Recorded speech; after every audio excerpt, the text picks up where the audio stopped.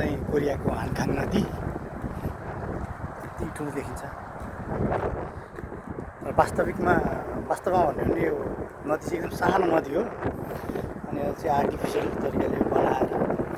पानी जमाएर यत्रो ठुलो नदी बनाइदिइसक्यो। कोरियाले आफ्नो शक्ति भनौँ न हामीले पनि विकास गरेको छौँ है भनेर देखाउनको लागि चाहिँ यो हानखाङमा लगानी गरेको छ कि एकदमै अब हेर्ने हो नि कति पुल होइन एकदमै लगानी गरेर अब नभएको खोलालाई पनि खोला त भएको हो तर सानो खोला हो तर सानो खोलालाई त्यो ड्याम थुनेर एकदम राम्रो तरिकाले बनाइदिएको छ कि यहाँ चाहिँ अब हाम्रो केपी बाले पानी ढुङ्गा के पानी जहाज चलाउँछु भन्थ्यो सायद त्यस्तै यहाँ जमाएर यहाँ पानी जहाज पनि चलाएको छ कि